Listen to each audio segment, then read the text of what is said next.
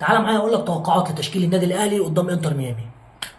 مبدئيا تعال اقول لك توقعاتي او تمنياتي لتشكيل النادي الاهلي هيبقى ازاي، وبعدين اقول لك توقعاتي لريبيرو هيبدا ازاي. خلينا متفقين ان النادي الاهلي عنده مشكله واضحه في خط الظهر، وتحديدا في مركز الباك الشمال وقلوب الدفاع.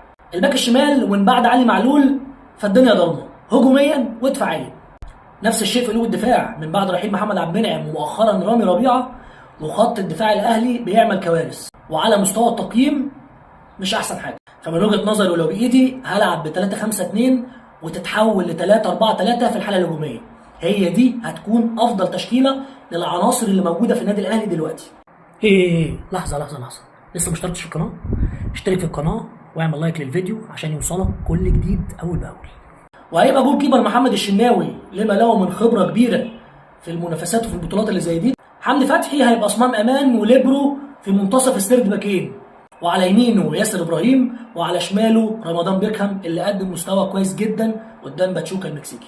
تعالوا نشوف الهاف اليمين والهاف الشمال، وهم مش باكات، هو يعتبر هاف يمين او جناح طائر بيعمل زياده على المستوى الهجومي وفي نفس الوقت بيرتد للخلف في حين افتقاد الكوره.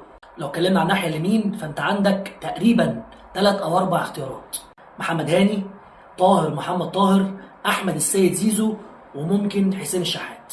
طبعا كل الناس هتشوف ان احمد السيد زيزو هو اللي يبدا الصفقه المدويه، احسن لعيب في مصر اخر سيزون، ولكن انا بشوف ان طاهر محمد طاهر وبعد المستوى الثابت الفتره اللي فاتت هجوميا ودفاعيا وعلى مستوى اللياقه البدنيه والسرعه والاداء الدفاعي والهجومي والكيمياء اللي بينه وبين لعيبه النادي الاهلي، فطاهر محمد طاهر هو الخيار المناسب في رايي على مستوى البدايه.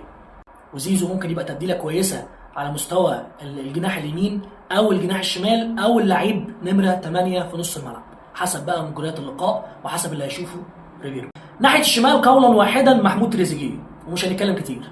وهيبقى عندنا 3 في نص الملعب، راس مثلث مقلوب، لعيب نمره 6 راس المثلث هو مروان عطيه، عشان يساعد حمدي فتحي على المستوى الدفاعي وعشان يامن المنطقه دي اللي هيكون فيها ميسي بالمناسبه. على يمين مروان من قدام هيبقى محمد علي من رمضان الصفقه السوبر، وعلى شماله افضل لعيب في مصر السيزون ده امام عاشور.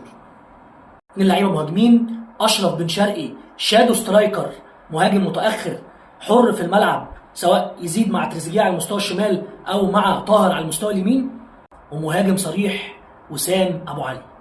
ودي التشكيله المثاليه بالنسبه لي، او لو انا مكان ريبيرو هبدا بالتشكيل ده وبخطه اللعب دي.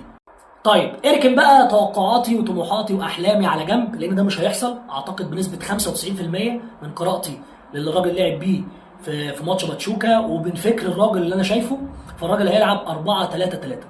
اعتقد هيبدا بالشناوي جول كيبر، ومن اليمين للشمال محمد هاني باك يمين، 2 سرد باكات ياسر ابراهيم على الجانب اليمين ورمضان بيكهام ناحيه الشمال.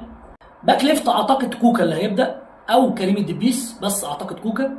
نص الملعب هيلعب ب3 لعيبه، وهنا بقى محور الكلام: يا اما الراجل ده هيلعب بمثلث قاعدته هتبقى لقدام او راسه هتبقى لقدام، يا اما راسه هتبقى لتحت بحمدي فتحي. بس ازاي؟ حمدي فتحي هيلعب لعيب نمره 6 وقدامه على اليمين محمد علي من رمضان وامام عاشور، او هيبتدي بتامين اكتر، راس المثلث هيبقى مقلوب، هيبقى راس المثلث امام عاشور قدام وتحت حمدي فتحي ومروان عطيه.